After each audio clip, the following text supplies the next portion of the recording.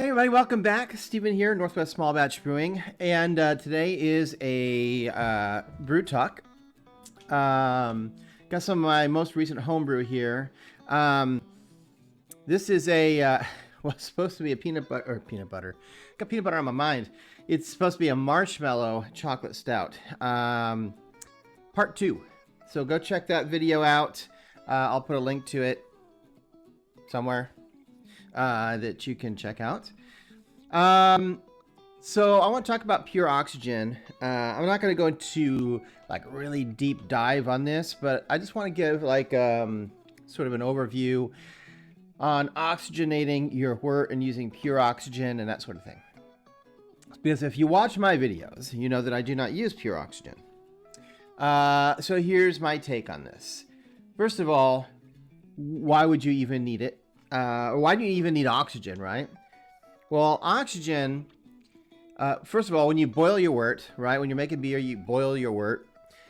That process of boiling that wort boils all the oxygen out of it. So there's none in there. If you don't do something, you're going to have no oxygen in your wort at all. So what we would normally do, you have a couple of options. The easy no-brainer option is that you shake it, right? You pick up after you put it in your fermenter. Hopefully it's something that's sealed.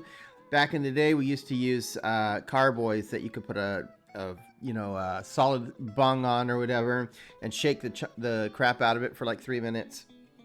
Well, all right, so how much oxygen do you actually need in your wort for a healthy fermentation for your yeast?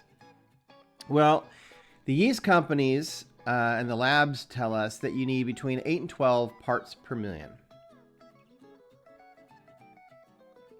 So that's all you need to know, right? You got the information. You're all set. Yeah, I mean, how do you measure that? You can't. Not at home, not without lab equipment. You can't measure that. So how do you know if you're getting 8 to 12 parts per million oxygen by shaking your wort? Well, here's the deal. My understanding, and I think White Labs sort of weighed in on this, which is that if you shake your wort for 3-4 minutes,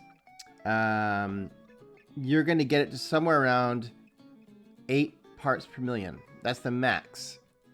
And probably it's not going to get quite that high, but that would be like the top of what they're saying. So by shaking your wort manually, like, doing that, or if you do what I do and you take a drill with a stainless steel food grade, paddle, if it's too heavy, especially if it's like a 5-gallon batch, you're not gonna be able to really pick that up and shake it. It's just not feasible. So I found that the drill paddle thing works pretty well as a workaround. You're only going to get just the bare minimum amount of oxygen that you need for healthy fermentation. Now, this is aside from the fact, if you see my recent video, that Lallemand and Safale and Fermentus, right? They are saying that for their dry yeast, they don't recommend you aerate your wort at all. Well, go watch that video if you want to know what I think about that. But 8 parts per million would be the very bare minimum, and you're just barely going to get there, with just ambient air. Why is that? Well, I'm not a scientist, but ambient air around us is not pure oxygen, right? So you're not shaking pure oxygen into your wort. There's nitrogen and other kinds of gases in our atmosphere that we breathe. And so you can only get so much oxygen out of the atmosphere into your beer. Some people, and I mentioned I do like the drill paddle. Some people use an aquarium pump. The idea of that makes me kind of feel gross. I'm sure if it's a brand new aquarium pump and you haven't used it for an aquarium, it's totally fine. I'm sure. But I feel like an aquarium pump is not food grade, and I just don't know. I don't know how I feel about that. But some people do it. Some people use an aquarium pump.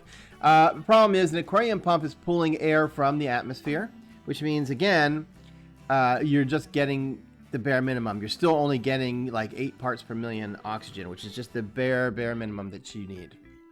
Now, for me, it's worked. Like, that bare minimum has got me by, and I haven't had any issues. However, if you have a much larger batch, if you're doing more than 5 gallons, maybe you're doing a 10-gallon batch or more, or maybe you're doing a really strong beer, barley wine, or an imperial stout or something, you need a way to get oxygen or more oxygen into that beer than just ambient oxygen.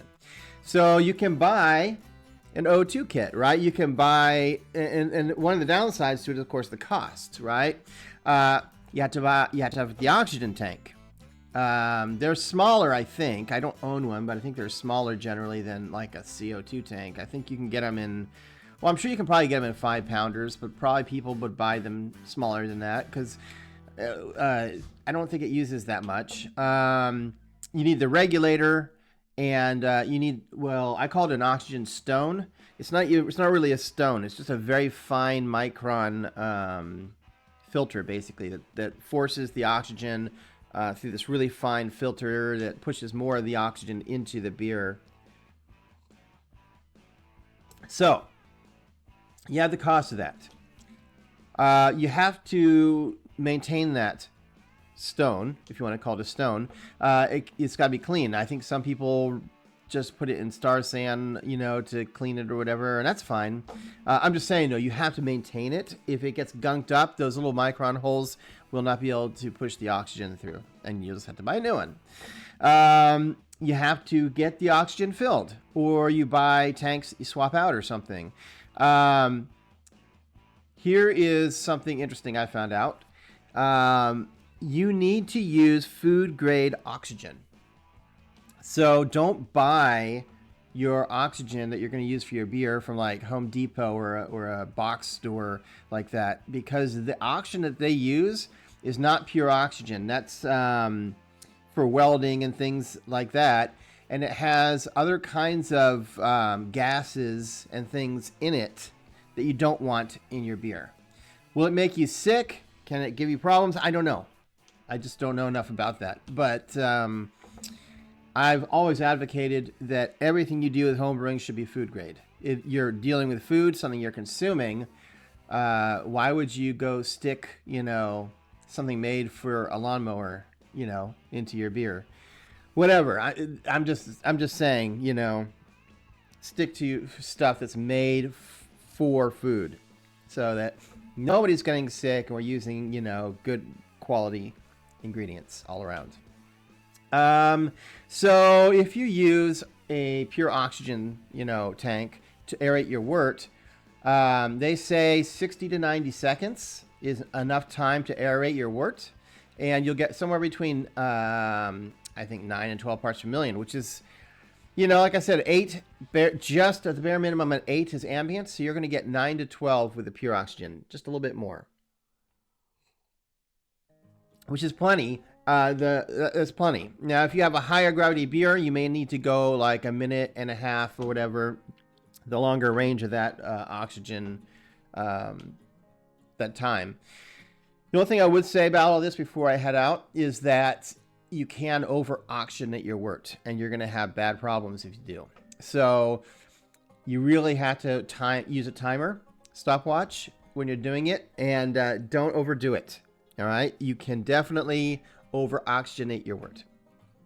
Anyway, that's all I have to say about that. You have to decide whether, you have a need for this sort of thing, and then how you're going to do it and the cost. But at any rate, I'll be back in another week for another video, and until then, keep on brewing.